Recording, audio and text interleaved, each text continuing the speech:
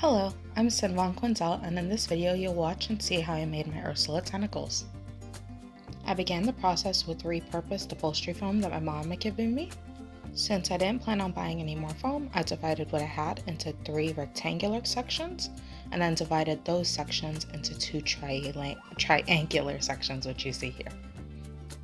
Now I'm using the rulers to make sure that each side is even. I didn't want any lopsided tentacles. Then I carved the top and the sides of one tentacle. I just wanted to make sure that I could get my desired shape, which I did, and then I used the excess foam to pile on top. This was so I could get a curvy, puffy top, which you'll see later.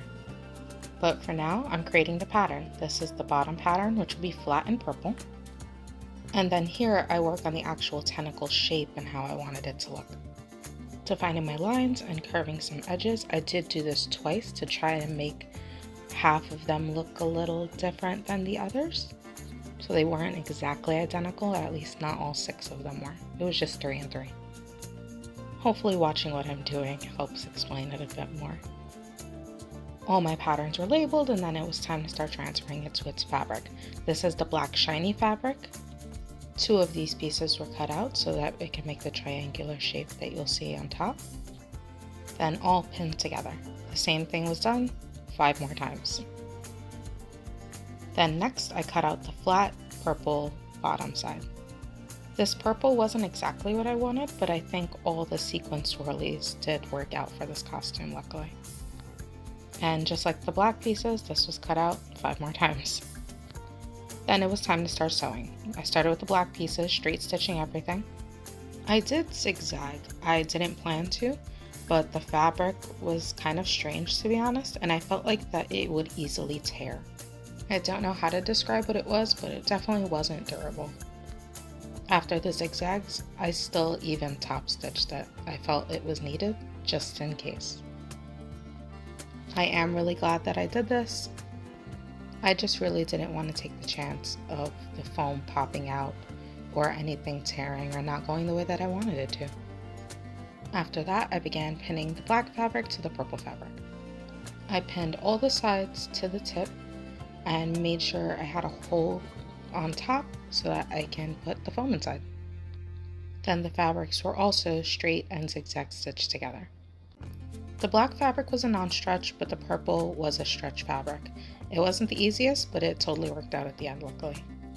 I do think having the purple fabric as a stretch did help the foam a little bit stay in place and kind of give it a tiny bit of wiggle room.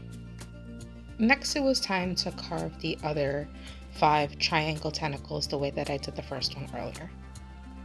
Carving the top and sides at an angle, then using all that extra foam to pile on top and stuff it in to the little tentacle fabric that we just sewed together. I pinned the top shut to make sure everything stayed in place, and then proceeded to do the same thing 4 more times.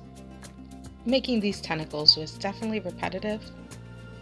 The upholstery foam as a base I think does work very well, but you might still need to get some loose foam to make it look a little less bumpy than mine did. It wasn't bad, but it wasn't perfect. It is definitely all preference though. Next, it was time for me to sew all the tops shut. The foam was in place and there was no going back. Here I'm making large belt loops.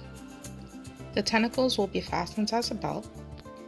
So here you see me cut out large rectangles, pinning and sewing them one side at a time to try and make the best and most durable belt loops that I could.